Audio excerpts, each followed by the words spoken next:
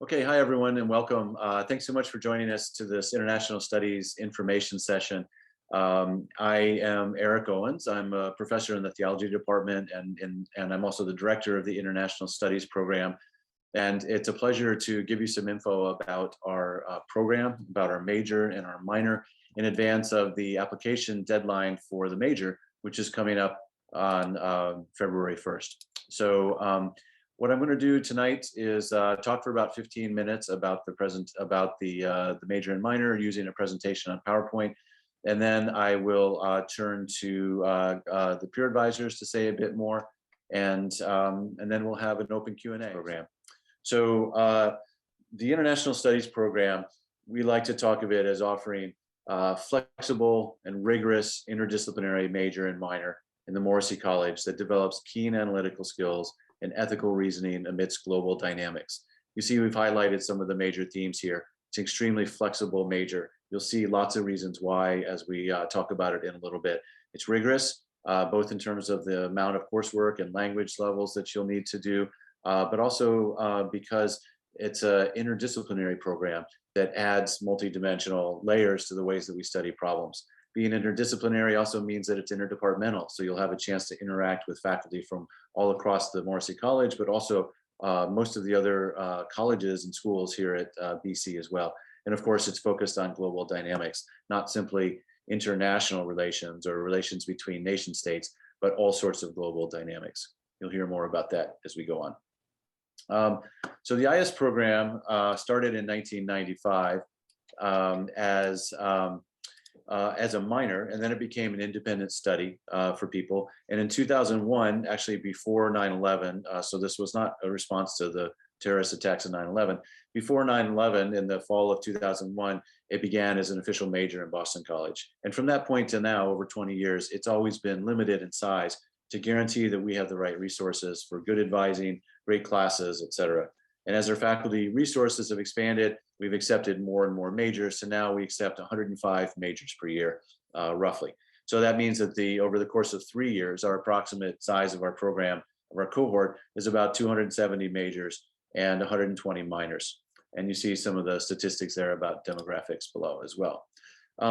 So the IS major, we think, is a great standalone major because it has such a broad and flexible program in itself, but it's also a great complement to other majors and minors that you might want to pursue, whether those are traditional departments and programs like economics or political science or theology, even biology, et cetera, or management and finance and CSUM, or psychology or secondary ed and Lynch, but also in area studies programs like AADS or Asian studies, or in other interdisciplinary programs like global public health or Islamic civ and societies or environmental studies. We have students who have double majored or majored and minored in all of these things here. And we're always eager to talk to students about how to connect your interests in different ways. If you want a deep economics background, but also a broader view of global dynamics, then an Econ IS combination is a terrific one, just as one example among many that our students do. And we can talk more about that later. Let's focus on the major for a second. So we talk about the major as having the 5 steps along the path to completing the major. The first one is that you do the core courses within the major, and we call that the IS core, which is different than the BC core. There are some overlaps, but we call it the IS core. Secondly, you'll focus your interest in one of 4 concentrations that I'll list in a second. And third, you learn a language, whether that's your second language or your third language to learn. We'll talk about what levels that requires. We encourage everyone to study abroad if at all possible. The vast majority of our students do study abroad. And then you'll need to complete a senior research seminar or a year-long senior thesis. So let me get into some of the details about those things. This is what the IS core looks like for majors. In the fall semester of your sophomore year, so next fall, if you're accepted to the program, you would start with a course called Where on Earth. And there's one section of that everybody, the whole incoming class of 105 students takes, called Foundations in Global History.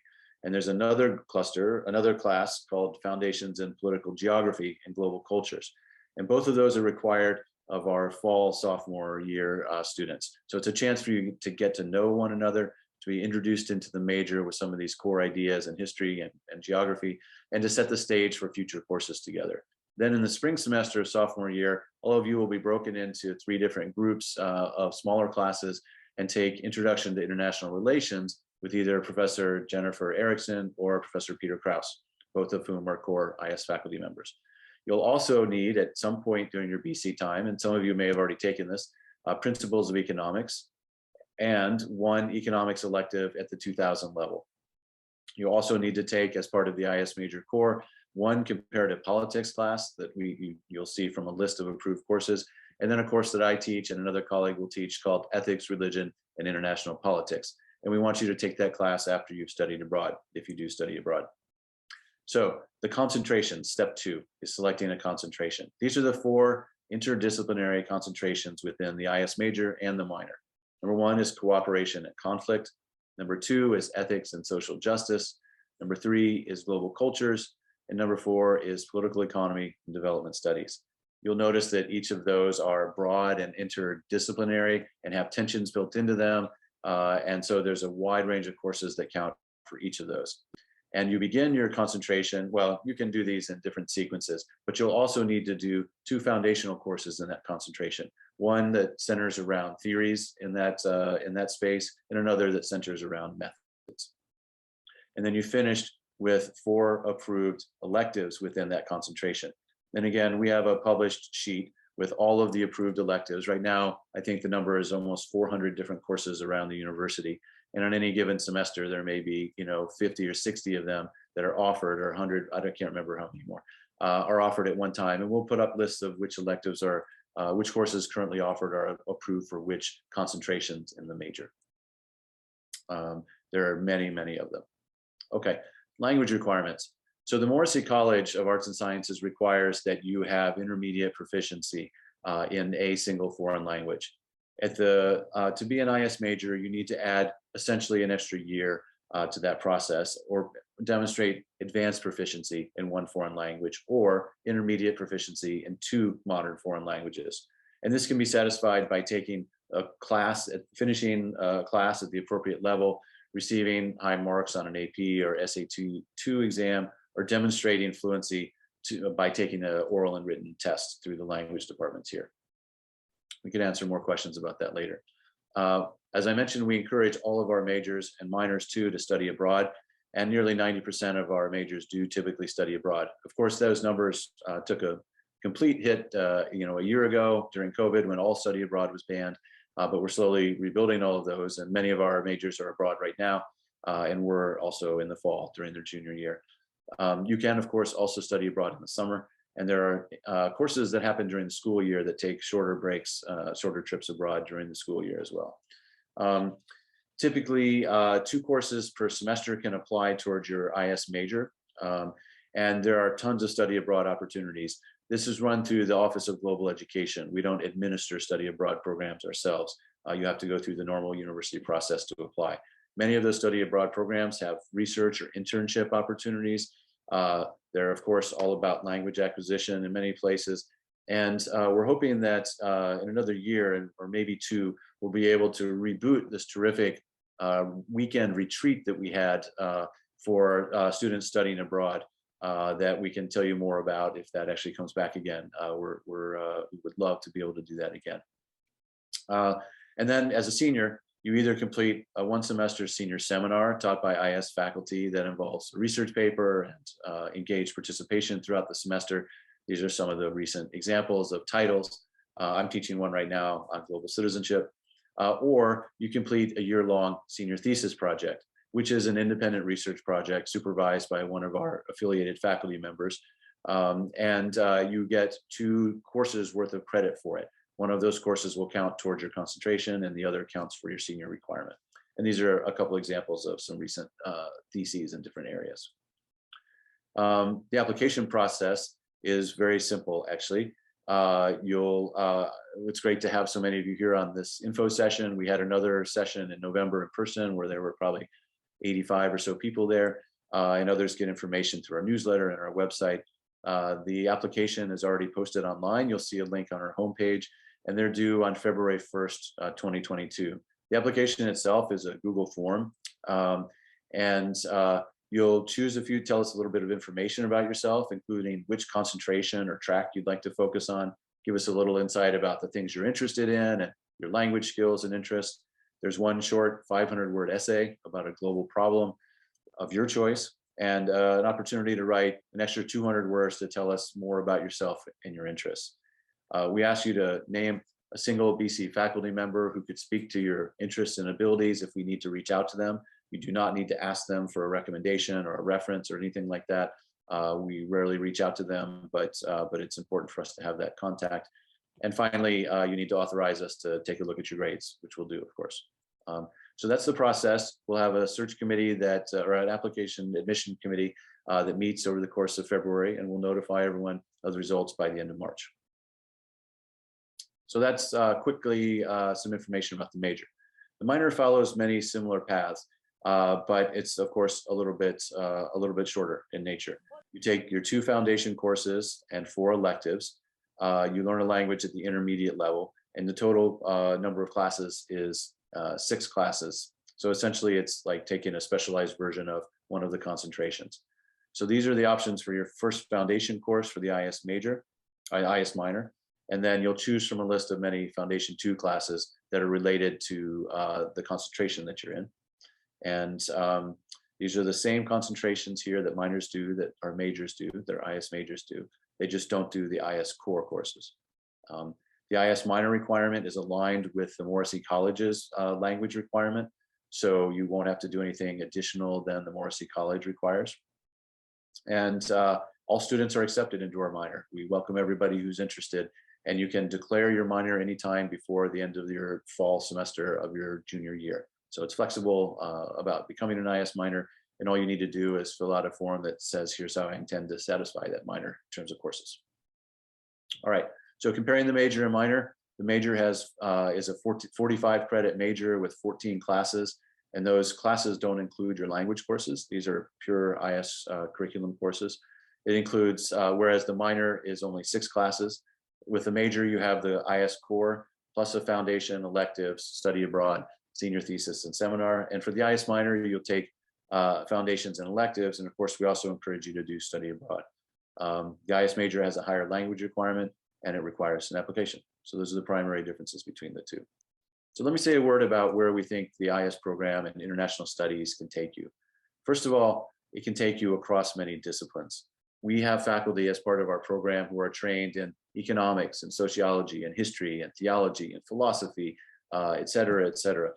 And we have approved courses for electives in our major and minor that are offered in all of BC's schools available to you. Arts and sciences, management, nursing, education, social work, law school. So you have a chance to cover the university in many different ways. And courses will soon be booted up to the Schiller Institute. I know the building opened recently, but the Institute itself will be offering classes as well, that some of which will be connected for international studies as well. International studies can also take you into a really wide range of careers. This is a list of some of the sort of career sectors and particular places where our alumni are working or have worked in recent years. And we send people to work for the US government through financial services and consulting, advocacy groups and NGOs, education, both higher ed and secondary school education, think tanks, law firms, biotech, tech, service programs, and much, much more. We also send students in the years immediately after graduation and some years after into all sorts of graduate programs, public policy, law, health, international affairs, education, medicine, et cetera, et cetera. So this is part of what we mean when we say that it's flexible and people pursue their own interests, and these interests take them all sorts of directions, which is one of the really exciting things. International studies, of course, can also take you around the world. We expect that you'll study abroad as much as possible and as much as it's safe to do with regard to COVID. And there are tons of opportunities through, I'm using the old word here, OIP. It's now called the Office of Global Education. But there are study abroad opportunities all over. And many of our faculty also teach summer courses abroad, including Professor Nakazato, who's on the call here. I teach classes over the summer sometimes, Professor Huang, and many others. It can also take you around the world after graduation, one of the signature successes of our program has been the rate at which our seniors win prestigious fellowships, such as the Fulbright Award, which sends students abroad for a year to teach English or to do research. And in the past 20 years, we've had 56 different Fulbright winners as graduates of our program. And that's an extraordinary number, 7 of them in just the past 2 years. Our students also tend to do service of some sort, like Peace Corps or Jesuit Volunteer Corps or anything, at a much higher rate than the BC average. And many of them do those internationally. And more broadly, our graduates frequently live or work abroad after graduation. We have students working all over the world. And those numbers are really terrific to see. We also have a bunch of ongoing programs here that you can be involved with as a major or a minor in our program. Global Conversations is a program that connects by video link using Zoom, small groups of BC students with small groups of students at different universities around the world, talking about topics that matter to you, whether that's climate change or being an exchange student or traveling abroad, or about political topics, or about all sorts of issues. There's a website, bc.edu/global-conversations, where you can learn more. That's actually open to students all across the university. We also run the Global Citizenships Project, which runs workshops about what it means to, with people who are practitioners in the world, trying to make the world a better place, working with them to understand what it means to do documentary filmmaking or environmental advocacy or public health systems work, et cetera. This spring, we'll be hosting the Global Engagement Portal again, which is that gold shipping container there that has a video connection with people around the world in technology innovation hubs outside of refugee camps, or in labor advocacy groups, or city centers where creative art spaces. You'll hear more about that coming up. And we have all sorts of other programs along the way. Finally, I want to introduce 6 of the stars of our program, who are leaders known as peer advisors, who are typically seniors, sometimes juniors, who help serve as counselors and advisors to students throughout the program about how to select classes, how to apply for the major, how to think about the minor, how to think about study abroad or thesis writing, or et cetera. And this year's peer advisors are Grace Asagua, Serafina Bertolo, Maddie Haddix, Izzy Jones, who's currently studying abroad in Ecuador, Pearson Love, and Mary Sue. And I'm really delighted that Maddie and Pearson are here today to talk a little bit about their experience in the major, and to then we'll open up for questions along the way. So with that, I'm going to stop sharing, and I'd like to welcome, and Professor Nakazato is here too, so I'll have him say a quick word, and then we'll turn over to the peer advisors. So Professor Nakazato, why don't you jump in for a second if you have anything to add? And Grace, hello Grace, I didn't see you, great to see you. Why don't you add what you'd like, Professor Nakazato, then we'll go to the peer advisors. Hello, my name is Professor Nakazato. As Professor Owen says, I'm a part of the IS team. Together, we are the sort of administrative academic portion. So he is the director of IS, I'm the director of undergraduate studies. So most of you as students will be dealing with me more than not. I'll make sure your curriculum plans are all set. I will be approving courses you do abroad. I also run the thesis program, which has just started for the juniors. I'm currently monitoring the seniors at the moment. So I'm looking forward to you asking any questions you have to the peer advisors. If there's any technical ones, I'll probably just push it up to me, but they're remarkably well informed. So they should be able to handle most of your questions. It's one of those weird things where if you got this very precise one, well, they'll say, don't bother him. But yes, I'm happy to see all of your interested in this program, and I look forward to you applying. So that's about all I have for now. Great, thanks. Why don't we have our peer advisors introduce themselves and say a bit about what you're studying and your interests and what you do on campus by way of introductions, and then we'll open up for everyone to ask questions. So Grace, why don't you start us off? Hi everyone, I'm Grace Asopa. I'm an international studies major, ethics and social justice. concentration, although I've been all the concentrations at a point in time and I finally settled on ethics and social justice. I've done a bunch of different things throughout my BC career, but currently I'm just an IS peer advisor. I'm also the undergrad rep for the Forum on Racial Justice on campus. And then I'm currently interning for Educational First. And I believe, what was the other parts, or was that kind of it? Am I missing something? That's great for now, yeah. Anything else you want to add is great, but you can jump in when questions come around as well. So thanks, Grace. Great to see you. Pearson, why don't you go?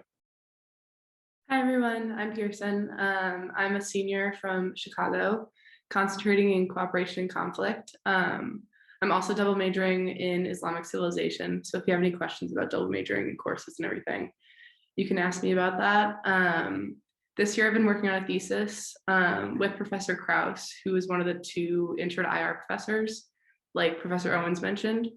And then besides international studies, I'm also involved with Model UN, Kaleidoscope, which is an international studies journal at BC, and then also working on Professor Krause's research team. Great, thanks. Maddie. Hi, yeah, I'm Maddie. I am from Nashville, Tennessee. I'm also a senior, and my concentration is political econ, and then I also have an econ minor. Aside from being a peer advisor, I work for a labor economist at BC. I'm Professor Rutledge, if you guys ever have him. And what else about me? I used to be on Professor Krause's team as well, as a lot of IS people have. And over break, I got very good at Mario Kart on the Switch. That's nice. And you're interested in moving into banking and finance after graduation, right? Exactly, yes. I work in finance, so if anyone has specific questions about that, I would love to answer them. Yeah, great. If I can mention something. What's that? Or if I can just mention, so all of our peer advisors here are seniors. Professor Owens, we do have a junior who's currently abroad. These three were the unfortunate year where we just couldn't go abroad at all. They haven't had a whole lot to say about going abroad. But again, it looks like we started up the going abroad experience. So all of you as freshmen, by the time you're juniors, hopefully things will be back to normal, or as normal as they can be. And we do want to encourage study abroad as something to do. It's just that this class here, the seniors weren't able to do it. Our juniors, Professor Owens, how is that right now? Yeah, I'd say about 2/3 of our juniors are abroad this year.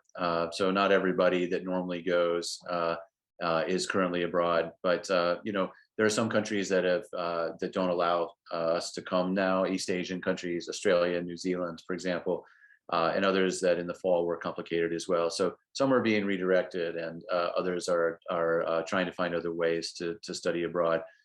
You can study abroad your senior fall also, and I have some advisees who are planning to do that as well, who are current juniors.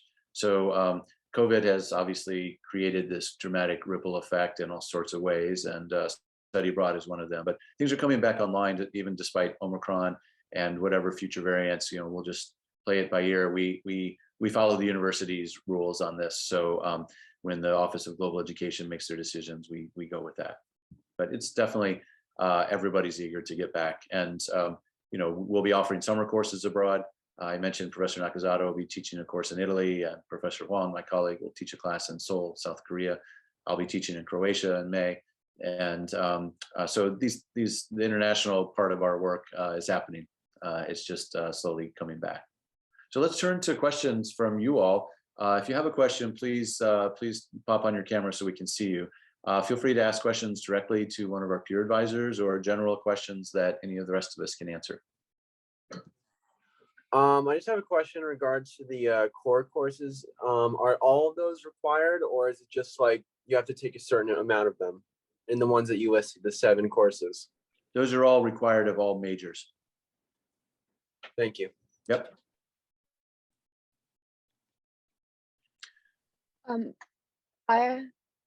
Hello. Hi, I have Sid. a question. Yeah, go ahead. Hi.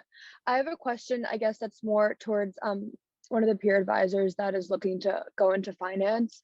I would just like to get a more of an understanding of what the economic development concentration would be like, and if that would be the more suited concentration for someone who's possibly minoring in finance with a major in IS.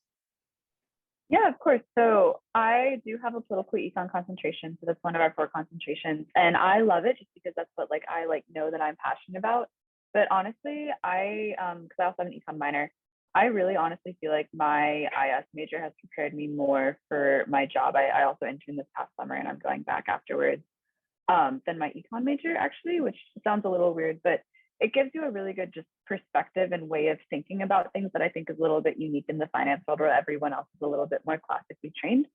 So if you are genuinely interested in political econ anyway, I think that would be a really good move. But I would say most of all to kind of do what you're interested in. And those interests are really going to come across well to recruiters and peers in the field. And I think that's kind of what they're looking for, is that passion, that drive, and those critical thinking skills, and less so kind of the label on what your concentration is. So yeah, again, I love it, but do what you love and don't kind of model yourself to what they're looking for, because they're just looking to make sure that you're just kind of engaging critically with whatever it is that you're doing. Yeah, that's what I was gonna ask. If like it seems to differentiate yourself as a candidate for recruiters, perhaps, since you're not just going to the typical finance major and then continue with that, like you're doing a certain variation while it still is being something you're interested in. Yeah, I think it did. So I don't have a finance minor, but I do think it definitely differentiated me because again, a lot of other people did. And so, like there are technical skills that you have to do, but you can kind of teach those yourself, especially if you have a finance minor. But I think that is what set me apart, are the critical thinking skills, the international kind of, not to say like international study skills, but the ability to think about an issue from an American perspective, from a French perspective, from a Turkish perspective, from all these different perspectives. That's not something that a lot of very like classically trained business students will have. So I think that is something that really sets you apart. And I hope that they liked it about me. But yeah, the IS major is phenomenal for almost anything you want to do because of that emphasis on critical thinking skills. Yeah, Grace, do you want to add anything? You've worked in finance as well. Yeah, I would say that although that was great, I think to like Sydney's question, I'd say just like doing things that you really care about, to echo what like Maddie said. Um, each different IS concentration, I think what's important when choosing a concentration is looking at what are the courses and how is that actually shaping things that I actually want to like engage in, or professors that I'm interested in taking, more so in making a decision. I think at the end of the day, the IS program still offers a lot of other comprehensive skills that you wouldn't need. So, like for me, like I in ethics and social justice, and being in like a finance world and still trying to market the IS degree in interviews and stuff, I never found that as being a different factor than whether or not I had done economics or I had done like political development. So I would say like really focus on what do you care about, and that will shine either way. But like it really doesn't matter, recruiters are not looking for that, and you already kind of get those you already get a lot of econ background, like being a part of just like the IS major overall. So I would say if you really like that and you want to do it, definitely do it. But if you kind of get to the point where you realize like you don't really like that concentration, or maybe you want to explore other concentrations, like that's going to be okay too. And people will really see it as more you just being completely holistic. And I feel like the finance minor is already enough of like an addition as well. Thank Yeah, you. you can switch concentrations anytime, as long as you're able to complete your requirements within the major. And some classes count for more than one concentration, so it makes it easier to switch depending on which classes you're taking. But we have all sorts of help, including our peer advisors, who can help you figure that stuff out. Ellie, do you have a question? Yes. Hi, I'm Ellie. This question's for Grace because I know you said you switched concentrations a lot. So what was your like process of deciding which ones you wanted to do? Yeah, so I think when I first start out, and forgive me because sometimes I forget like the wording of the concentration, but I think I wanted to do something that was super focused on conflict and cooperation. And so I was like, yeah, like this is it. Like this is really amazing. And then I kind of realized that a lot of the courses in conflict and cooperation were more so focused on whether it was just like the United States or things that had happened in the past, and not so much what I wanted to kind of like focus on at the moment. And so I think at that point I had switched and I was like political econ development. And that kind of, gave me a different basis point.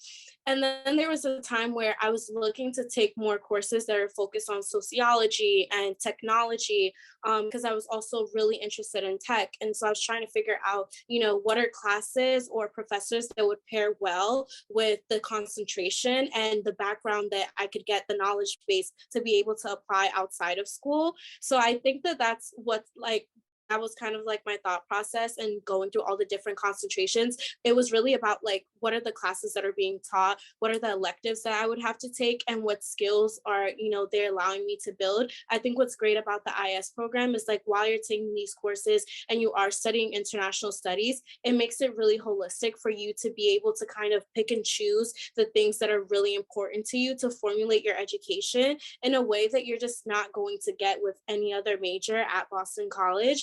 And so I think after exploring all those different things, I really liked ethics and social justice because it had components of sociology, of communication styled classes where I could still really focus on, the niche things that I cared about, but also get more of an ethical background. And one of like the best classes that I've ever taken was this class that was like a UNAS class that was focused on ethical development in just like businesses and kind of looking at like the hierarchy. So for example, if you wanted to be like a whistleblower, or not if you wanted to be a whistleblower, but if an organization had a scenario where you had to kind of, take on that kind of role, how do you do it? And how does that look from top down or bottom up?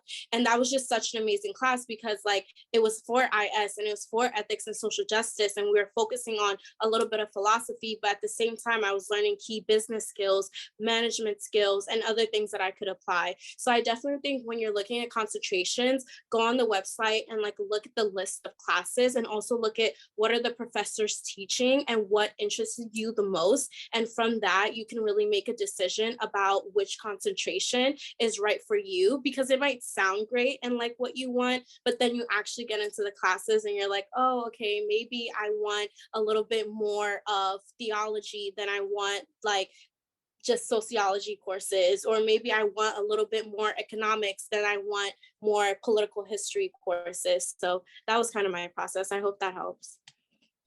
Yeah, that was definitely helpful. Thank you so much. Great, thanks. We had a question in the chat also about how much grades from your first semester count in the application process. And that's a very good question. So grades are important for us to look at to see how you're doing in courses. But first of all, they're not the only thing we look at by any means. And second of all, we also look at how your grades are in courses that relate to issues that are more attuned to the international studies program. So for example, if you were coming into Boston College hoping to be, a pre-med student, and you realized at the end of your first semester that the grades and the workload or the type of courses didn't do it, and you want to turn towards something different, we don't care if you got a poor grade in organic chemistry. Those are off our charts. We don't bother looking at those. But we do like to see some evidence that you can handle rigorous courses and that you're interested in global issues. And those are the kinds of things we do look at. If you feel like you had a grade that you suffered with over the previous semester that's related to what we do in our program, you can say a few words about it in in an email or in your personal statement or something like that to give us a little bit of context. We are very keen to do holistic admissions process, looking at all sorts of angles to create a diverse group of students who can flourish in our program. So don't think that one bad grade is going to wreck your process. Just, if you feel like it needs explanation, then give us some of that explanation. I hope that's helpful. Are there other questions? Hi, Susanna. Hi, I was wondering if we're allowed to study abroad in more than one country if it is logistically possible and if it doesn't interfere with us fulfilling our major requirements. Yeah, absolutely. So there's multiple ways to study in multiple countries. You could do a full year abroad in 2 separate programs. You could study abroad on a summer program for a couple of weeks and also do a semester-long program. You could do research funded by an advanced study grant that we can help you get, or some other grant on campus that takes you abroad to study and research for certain ways. You can travel with a course that does abroad programming, like a course on Israel Palestine, or a course on leadership that goes to Chile, or to other programs like that. And I'm sure there are some other ways as well. We are delighted to not only to support in whatever way we can study abroad in its many forms. And of course, as long as you need to complete requirements for the major, but we work with you to make sure that that gets done. Okay, thank you. Yeah. I'd also like to add, like, really quickly, I have to like log off before I go. I did an advanced study grant to study for summer abroad, and that was a really great experience. And even though the advanced study grants are for research, there are also other different components. So whether you're interested in art or music, or you want to do research, whether that is more quantitative research or sociological research, there are different flexibilities with the advanced study grant as well, to combine any other reasons that or any other interest that you have also with that. And there's also McGillicuddy Load. So BC also has a lot of resources like for studying abroad and making that possible. So always feel like that's an option for you to be able to do, as much as it also works with your academic course load. Yeah, great. Thank you. We had a question that came directly to me around whether or not you needed to declare a minor in order to take courses that count for the minor. In general, the answer is no, you don't need to declare a minor before taking classes that can count toward the minor. But Professor Nakazato, would they need to declare a minor to join the world politics course that serves our minor? Generally, yes. That course is meant to be one of our foundation courses for the IS minor. So we give priority to whoever declared it.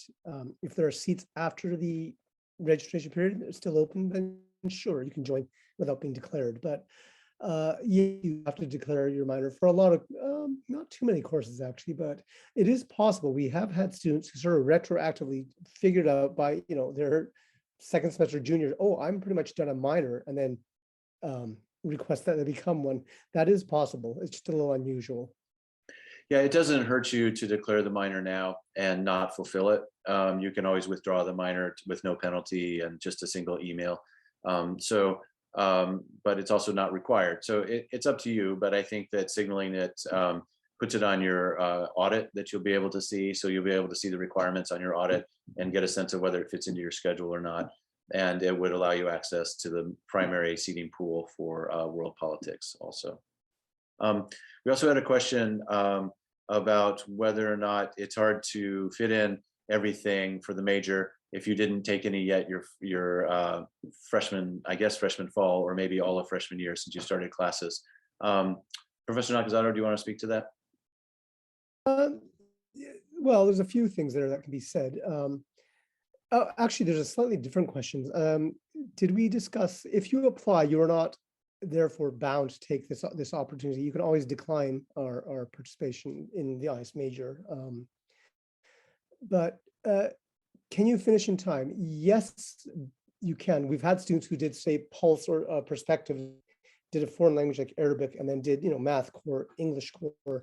So you can complete still if you haven't done all the courses in your freshman year, but it does help to nibble away at it. The student, I think it was Suzanne, whoever asked, can I go abroad for a whole year? You can do that as well, but thinking of double majors becomes a little tougher. There are certain combinations that just become much more difficult. The Pearson doing the double ICS-IS major is intensely difficult to complete. Did you have trouble, Pearson, with that? Or is it like, were you planning carefully with a lot of overlaps? Yeah, for my ICS major, I think if I hadn't decided to do that freshman year, I probably wouldn't have been able to complete it because it's just too much going into, especially if you've then are registering for sophomore year classes and still aren't considering that you're double majoring. But I think just the most helpful thing is to sit down with someone who's double majoring or just who's really familiar with IS major, like a peer advisor, and just have them show you how to map out your schedule. And so I met with my pod leader from Where on Earth, who was a senior doing the IS ICS, and she was a great resource for me. So I would just say talking to others who have done it is very helpful, and they'll show you that it's possible and help you map it out. If you're generally taking 5 classes a semester times 8 semesters, you still have 6 semesters, you still have 30 courses, 14 of which would be required for us, plus your language requirements, depending on what you came in with. So mathematically, it's not a problem. It's just a matter of getting them cleared in the right order and things like that. So I wouldn't. We have when you go to for the person who asked about that, Alexander, if you go to our major the ISP website, bc.edu/ISP, and you go to academics and then major, you'll see a course plan that allows you to print out and fill out on a piece of paper what semesters you'll take classes and things like that. And that's the thing that our peer advisors use to work through with students to say, is it possible to get all these courses done in my other BC core requirements and things like that. That's one of the helpful documents we have. So I hope that that's helpful. And Maddie said she's changed her concentration sophomore year and still completed her minor, her other minor, and new concentration without too much problem. So there's lots. It's pretty flexible, even though it's a large major. Any recommendation for where to start on the required essay? Ali, do you want to elaborate on that? Do you mean like what ideas to start with, or is that what you mean? Yeah, just like how should we like research, or like I guess just start. Yeah. Where? So the essay is not really intended to be a research essay. Okay. It's intended for you to reflect on and let us and articulate in well-written prose what you think is a really important global issue that I don't remember if we say that's underappreciated or that is important. I think we just say that's important today. And it lets you give your own voice to where you're coming from, what you see it's important. So you don't need to do research to prove anything per se. We're looking for, what does the world look like from your perspective? What are the problems that need to be addressed? How might you think about learning and going about making change in that space, or properly helping others understand the complexity or the seriousness of that thing? It doesn't need to be the obvious thing that's something that appears obvious to you or others. I don't want to put names or themes down right now for you because I don't want to, push in a particular direction. Our goal is to listen to the voices of the students who want to be a part of our program and understand the things that matter to you, and then hear that you can articulate that clearly and give us some interesting ideas about where you're coming from. Do the peer advisors want to add on to that at all? Yeah, I would just say, oh, sorry. Sorry, you can go ahead. No, I would just say pick something that you're passionate about and excited about, and I think that'll come through in the essay and in your answers to everything. I don't necessarily remember what I wrote about. It's not going to tie you down to anything, but it's just something that you're excited about to show that you are like passionate about joining the major. Yeah, exactly that. Just like show, because like you guys all go to BC, like you're probably very fascinating, interesting, intelligent people. So just write something that shows that. And I know you're capable of that because you got into BC. I think I wrote mine on the fast fashion industry, and specifically in like sweatshops, and especially like Southern and Southeastern Asia and how it predominantly affected women. I think that was right after there was like a very major fire in Bangladesh. So I think that's what I wrote mine on. But again, I picked it because I was passionate about it. Like I didn't pick it to be like, oh, this seems ISE. So I think the most important thing is that it means something to you and that it shows how incredible you are. Right. You don't need to fit in our box. We want to know what you are interested in, what you're passionate about, and we want to hear your thoughts on it. That's the goal there.